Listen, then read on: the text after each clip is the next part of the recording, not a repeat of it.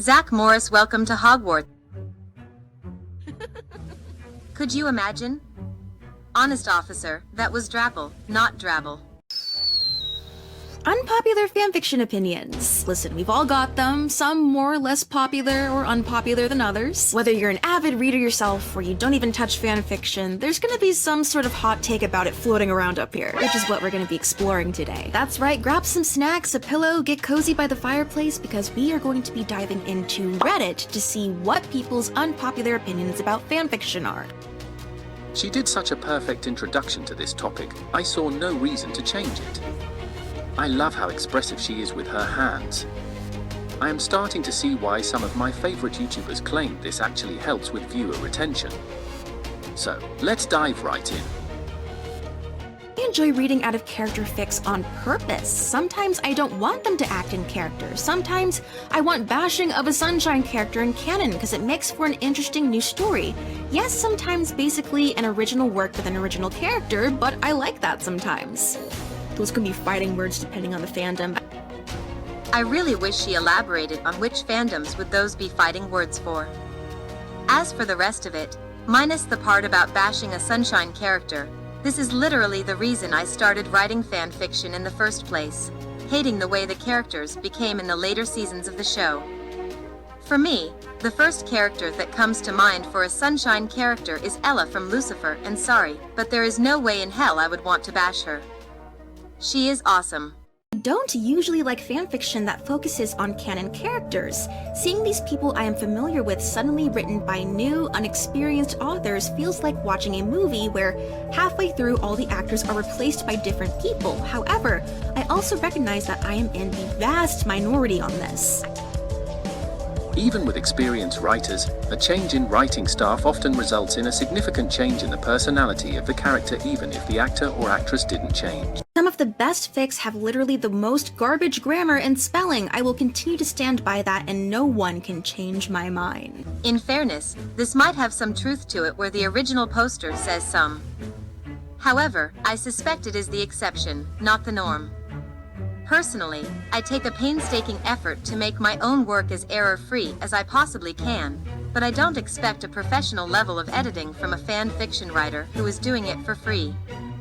I love how the very next post blatantly contradicts the idea that spelling and grammar don't matter.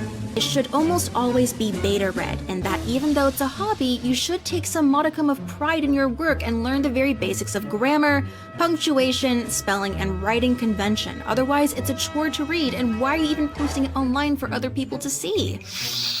Reading only fanfics rots your brain and decreases your ability to write well. I love fanfics, don't get me wrong, but it's like junk food. Unless it's the most stellar writer out there, chances are it's going to warp your perception of writing and reading a bit, and your own non-fanfiction writing may end up sounding fanfiction-ish. We mimic what we consume after all. Reading fanfics replaces reading published books. Published books do have a level of quality that fanfics will never have, and not reading fiction or non-fiction books will not help your vocabulary that much. Take my money, quit your job right until you finish that fantastic fic you abandoned that's better than the original. I just must love how contradictory these opinions are. Some declare all fan fiction is trash, while others find fan fiction better than the original. In truth, fan fiction writers come in a wide variety. Excellent to trashy and everything in between. Even some former fan fiction writers later become professional writers, something I hope to do someday. My unpopular opinion is that I think it's adorable when the writer can't write a summary / is bad at writing summaries. I don't even know why, but I find it very endearing. Although this is an opinion I don't necessarily agree with, I can at least understand why someone might feel that way. Having someone admit to having a weakness, a fault, some humility can be a very likable trait. It is the opposite of a Mary Sue that we all hate, so yeah, I understand where this feeling may come from, but still the summary doesn't help a reader decide if they want to invest time reading the story. Drabbles are stories with exactly 100 words, and the author of any other length of story referred to as a drabble should be subject to criminal prosecution. Could you imagine? Honest officer, that was Drapple, not drabble. Smut is boring. I just love how she puts the what in the background. And based on the types of numbers smut fics typically get, I would say yeah, disliking it is definitely an unpopular opinion. The events that lead up to smut are often more tantalizing than a graphic description of a sexual encounter. Maybe that is my own unpopular take. I absolutely despise coffee shop or school AUs. Modern AUs I also dislike, but to less of an extent. Why trade an interesting setting for something as mundane as a school? I spent enough years in school to not want to go there again. I don't really see the point of taking a world like Harry Potter and removing all the magic. Sure, they had that scene in Lucino Cafe, which placed the Golden Trio inside a normal coffee shop, and it totally worked because they beautifully contrasted a normal girl out back jamming to her music while a magical duel took place in the seating area. But if you took all the magic out of it, this scene wouldn't have worked. I don't see the point of taking all the magic out of Hogwarts and putting the Golden Trio in an ordinary school either. If you really want a story about normal, high school, how about writing about a fandom that already has that, like High School Musical, Beverly Hills 90210, or Saved by the Bell?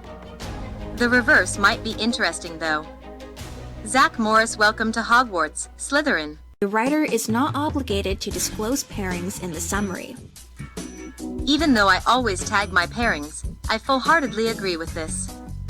This is a choice, not an obligation.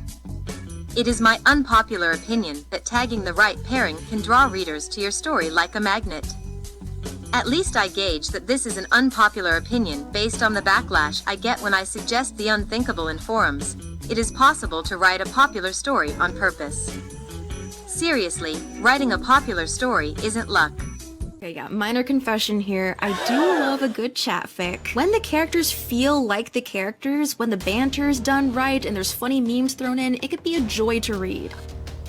I hope memes are also a joy to watch because I sure laced this video with a lot of them. Not super unpopular, but I hate how much writers are pressured to not care about the fact that we don't get many comments.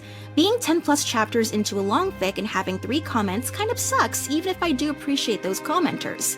It can go both ways. I'm happy those 3 people showed up, but I also wish I weren't putting out all those chapters and 70,000 plus words to crickets. I've seen plays at a community theater and on Broadway, and I don't think anyone would ever tell the actors they should be delighted if they came out on stage and no one was in the audience. And not to mention, some of the people who tell me I shouldn't be upset are popular in their own fandoms and have many adoring eyes and commenters.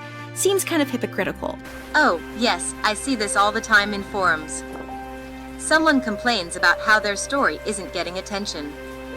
In most cases, I can figure out why a story isn't getting engagement without even reading the story. The most common problem is roughly the equivalent of trying to go fishing in a bathtub, then come back wondering why you didn't catch any fish.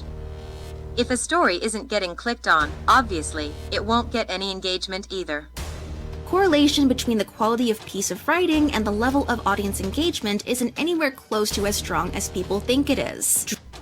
I suspect the belief that the level of audience engagement is an indication of the quality of the story is at the root of why writers are so disappointed when their story doesn't receive tons of praise.